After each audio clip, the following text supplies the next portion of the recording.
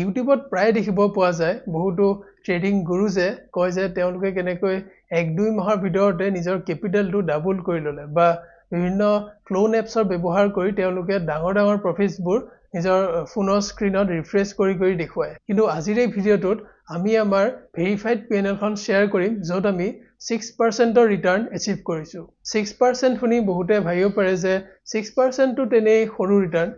but let me tell you it is not 6% monthly মানে হৈ গল এক বছৰত 72% ৰিটাৰ্ণ আৰু এইটো এটা বহুত হাই ৰিটাৰ্ণ কনসিডাৰ কৰা হয় এইটো বেলেগ কথা যে ক্লোন এপছৰ ব্যৱহাৰ কৰি ময়ো নিজৰ কেপিটেল 1-2 মাহ বা এক দিনৰ ভিতৰতে ডাবল কৰি দেখুৱাব পাৰিলো হয় কিছুমান এই ফেক ট্ৰেডাৰ্ছৰ নিচিনাকৈ কিন্তু আমাৰ এই চেনেলটোত কেৱল জেনুইন কন্টেন্ট শ্বেয়াৰ কৰা হয় যাতে অসমত থকা ৰিটেল ট্ৰেডাৰ্ছসকল এই ফেক ট্ৰেডাৰ্ছসকলৰ জালত পৰিবলগীয়া নহয় তেন্তে চাও আহক 10,000 টকাৰ কেপিটেল ব্যৱহাৰ কৰি কিমান লাভ বা লোকসান আহিলে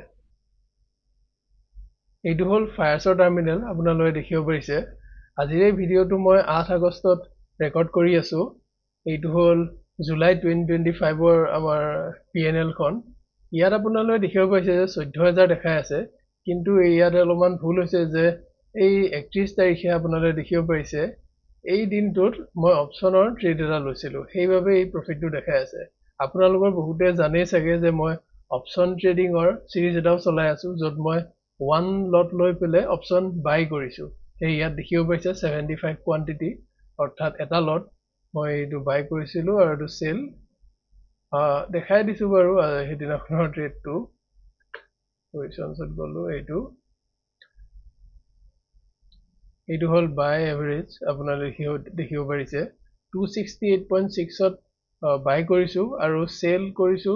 258.95 এতিয়া এই দিনটো আপুনি ইগনোৰ কৰক 31 জুলাইটো এইটো ইগনোৰ কৰি এই বাকি কেইটা হল আমাৰ ইকুইটি ইন্ট্ৰাডে ট্ৰেডিং আপোনালোকে দেখিব পাৰিছে 1 2 3 এই দিনত ট্ৰেড আহা নাই তাৰপিছত ট্ৰেড আহিলে প্ৰথম ট্ৰেডটো কোনদিনাখন 11 তাৰিখে আমি 291 rupees পাইছো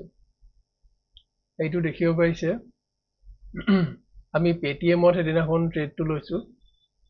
হেদিনাখন মই এটো শৰ্ট সেলিং কৰিছো মই ইয়াত গুটেকিটা ট্ৰেডতে শৰ্ট সেলিংয়ে কৰিছো কোনো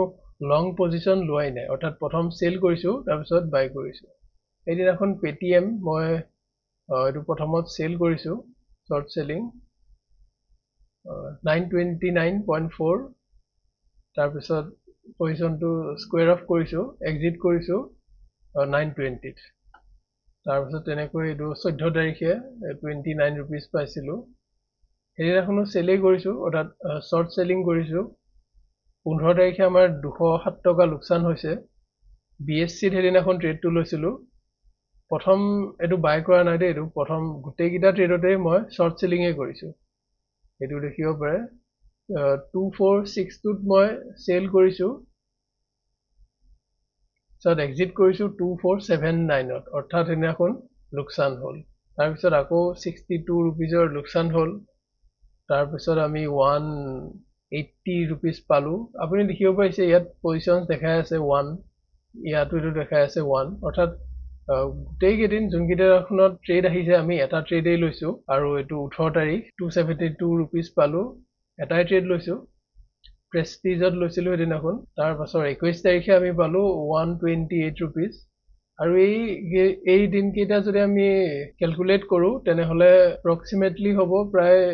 620 টকা নে 30 টকা কিবা এটা অৰ্থাৎ আমাৰ 10000 কেপিটেলৰ ওপৰত 6% ৰ ৰিটাৰ্ণ আহিছে জুলাই মাহত এইটো কোনো সৰু ৰিটাৰ্ণ নহয় 6% ৰিটাৰ্ণ এটা বহুত ভাল ৰিটাৰ্ণ হয় আপোনালোকে যদি মান্থলি 5% টো আনে এটো এটা এক্সট্ৰিমলি হাই ৰিটাৰ্ণ কনসিডাৰ কৰা হয় গতিকে এটো সৰু ৰিটাৰ্ণ বুলি কোনো কাৰণতে নেভাবিব আৰু কাৰণ আমি এটো মাত্ৰ 10000 কেপিটেলত কৰিছো সেইবাবে আমাৰ 600 টকাৰ প্ৰফিট আহিছে এনে এটো বাৰু বহাব পাৰি কোয়ান্টিটি বহুতনো কি আছে সো এইটোৱে আছিল আমাৰ ইকুইটি ইন্ট্ৰাডে ট্ৰেডিংৰ প্ৰথমটো মাহৰ পিএনএল য'ত আমি 6% ৰ ৰিটাৰ্ণ জেনাৰেট কৰিছো ৰিয়েল ট্ৰেডিং এনেকুৱাই হয় ৰিয়েল ট্ৰেডিংত আপোনাৰ কেতিয়াও 1 2 বা 3 মাহত আপোনাৰ কেপিটেল ডাবল হৈ নাযায় আমাৰ এই সিৰিজটো আমি কন্টিনিউ কৰি গৈ থাকিম গতিকে চেনেলটো সাবস্ক্ৰাইব কৰি ৰাখিব আৰু কিবা যদি ডাউট আছে কমেন্ট সেকশনত জনাওক I will definitely help you out